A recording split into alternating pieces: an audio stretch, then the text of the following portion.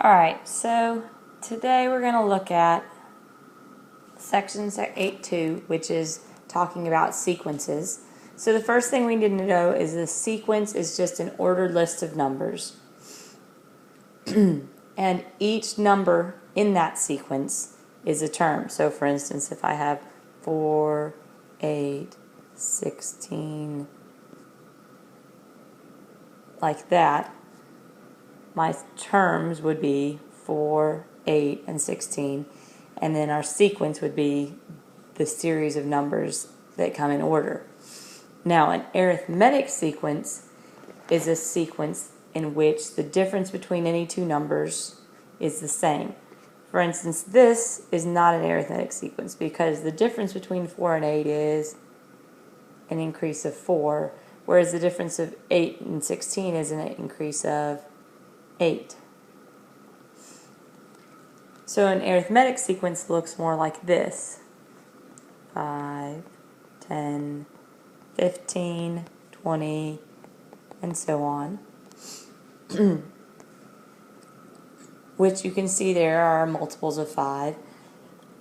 Or it could also be something like this: 7, 9, 11, 13, which is still growing by 2 each time, so it has a common difference of 2.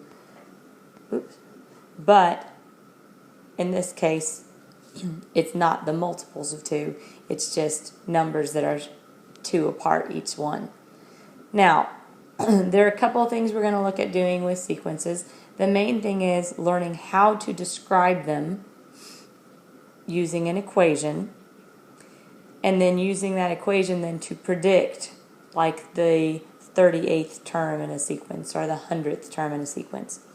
So let's look at some examples. If you'll look on your notes, the first example on the front has this problem: 3, 6, 9, 12. And it asks us to describe the sequence using words and symbols. Now, underneath the series of numbers, the numbers have been put into a table for you, with the first thing being the term number, and the second one being what the term actually is. Now, all that means is 3 is term number 1 because it's the first term in the sequence. But the term is 3. So the first term, term number 1, is 3. So that would make 6 term number 2, and the term is 6. The third term is 9, and of course the fourth term is 12. Now, here we have a common difference of 1 because each term is just one number in the sequence greater than the previous.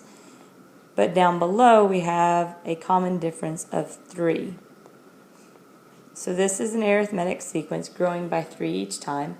And if you look, you can see that this is really just the multiples of 3. So the way we would write an equation is we would say t, which is the actual term, 3, 6, 9, 12, whatever, is the same as 3 times n, where n is the term number.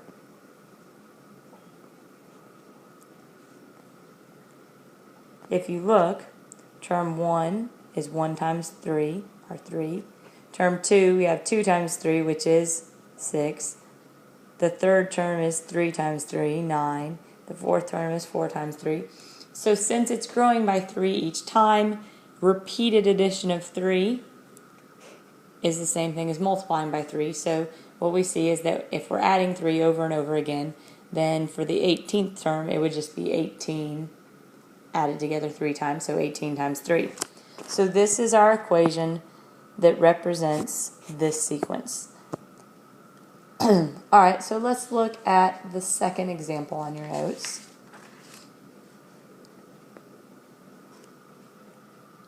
For this one, it's already in a table for you.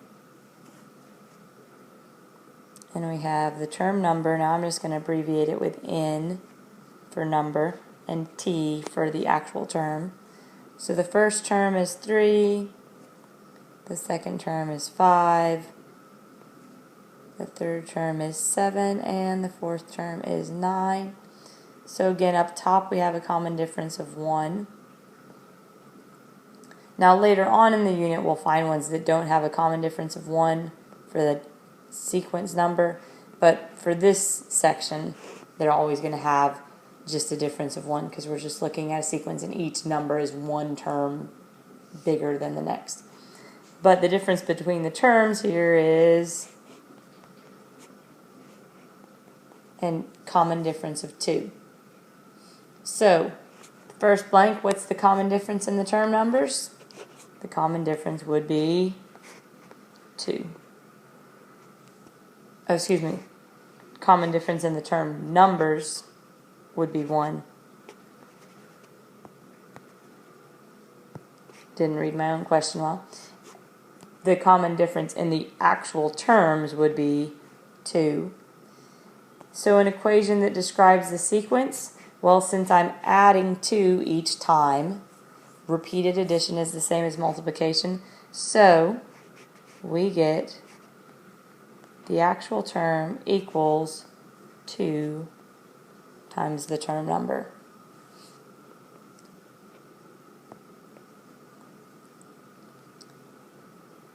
Example 3 is similar.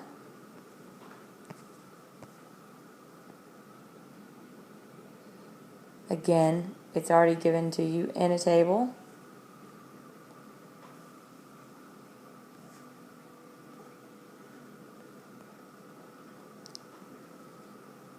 The first term is 3, the second term is 7, the third term is 11, and the fourth term is 15. So the common difference in the term numbers, once again, the term numbers are these up here, N for numbers. So again, these are just increasing by 1, as all of them will be on your practice problems. But down here, so the common difference in the term numbers is 1, but the common difference in the terms is an increase of 4.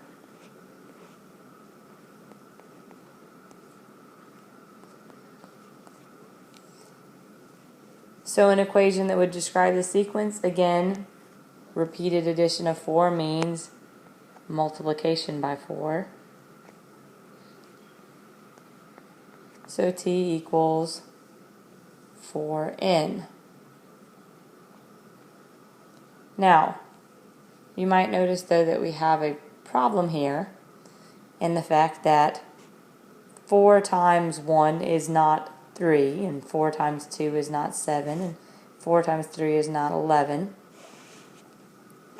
So here we have an issue of it is multiplication by 4 because we are adding 4 repeatedly, but here our first term, if you notice, 4 times 1 is 3, well 4 times 1 is 4, which means we need to subtract 1 from each of our terms.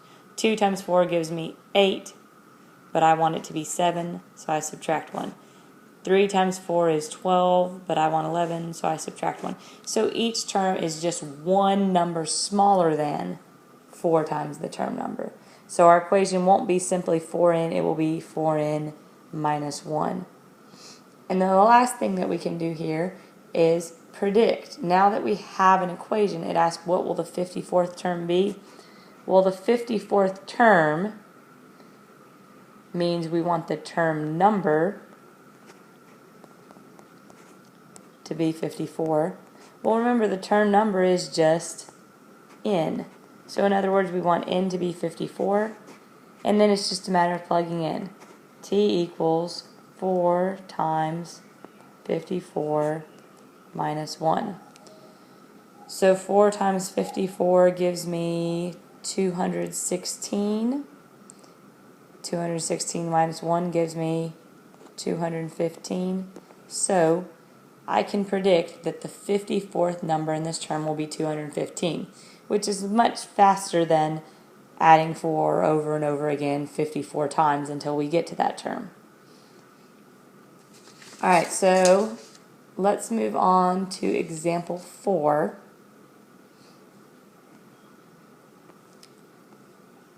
Now this one, I've just given you a sequence. 6, 7, 8, 9. And then you can fill in the table. Obviously, it's pretty simple to do. The top column is our term numbers.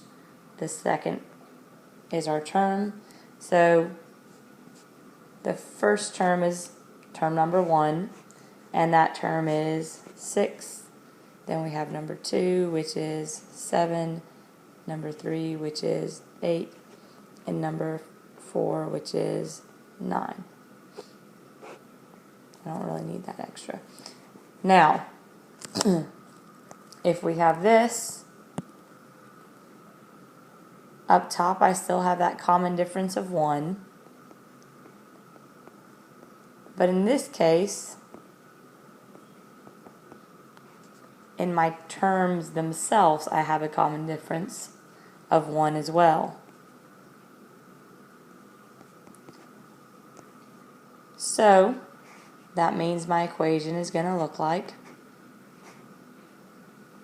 1 times n, because each time my term number gets 1 bigger, my term gets 1 bigger. So I have repeated addition of 1, but once again, if I look, 1 times 1 does not give me 6. 1 times 2 does not give me 7. 1 times 3 does not give me 8. 1 times 4 does not give me 9. 1 times 1 gives me 1, so to get to 6 I need to add an additional 5. 1 times 2 gives me 2, so to get to 7 I need an additional 5. 1 times 3 is 3, but to get to 8 I need an additional 5. So as you can see, we still have the pattern 1n, 1 times n, but then we just need to add an additional 5. And as always, the simplest way to write this is not 1n, but simply n plus 5. So our equation is t equals n plus 5.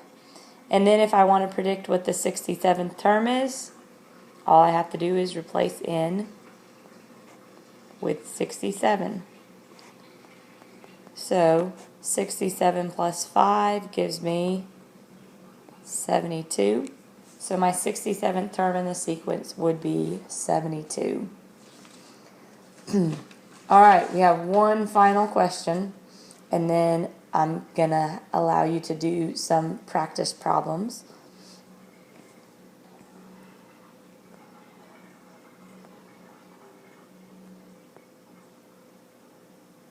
So for this last one, example 5, we have 24, 18, 12, 6. So as with all the others, we start by creating a table with the term numbers on top and the actual terms on bottom. So we have terms, we have 4 terms, 1, 2, 3, and 4, and those terms are 24, 18, 12, and 6. Up top we still have a common difference of 1, but down below we have something that's a little bit different. What's the common difference between 24 and 18? Be careful. You need to understand that it's not 6, because I'm not increasing by 6, I am decreasing by 6. So this is a common difference of negative 6. So now my pattern is, instead of repeating addition, I'm repeating subtraction, or a better way to think of it is repeatedly adding a negative. Because you can also think of minus 6 as plus negative 6. So if I'm adding negative 6 over and over again, then that means my equation is going to look like negative 6n. Because anything that you're adding repeatedly, you could just multiply and it's more efficient. So we're going to multiply times negative 6, but then again, 1 times negative 6. If I multiply that term number, if I replace n with 1, 1 times negative 6 is negative 6, and really I want it to be 24, which means I'm going to need to add an additional 30. Let's check and make sure it works with an x. So if I replace n with 2, then I have negative 6 times 2, which is negative 12, and negative 12 plus 30 is 18. So that works. We can try it with one more. Plug in the 3. Negative 6 times 3 is negative 18. Negative 18 plus 30 is 12. So we can see that this equation works for any of the terms in the sequence, which means if I want to know what the 38th term is, then I can simply replace n with 38. So I have negative 6 times 38 plus 30.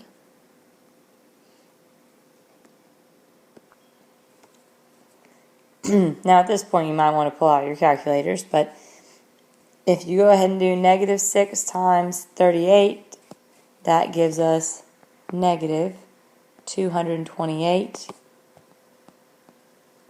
plus 30, and that would give us negative 198.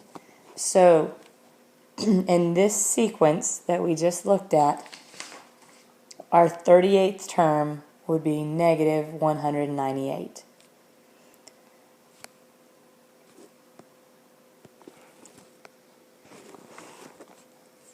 To check your understanding, for homework tonight, I want you to complete questions 9 through 12 on the skills practice section in your workbook.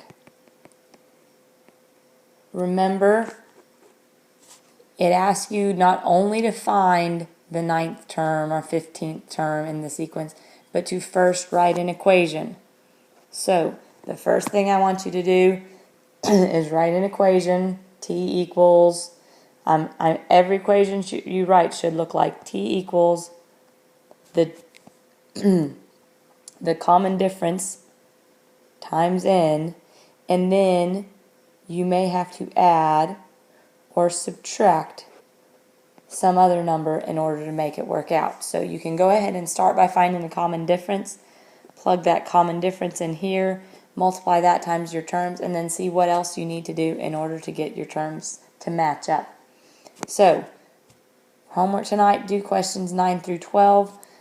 Tomorrow in class you'll check them and then move on to some additional practice with assistance.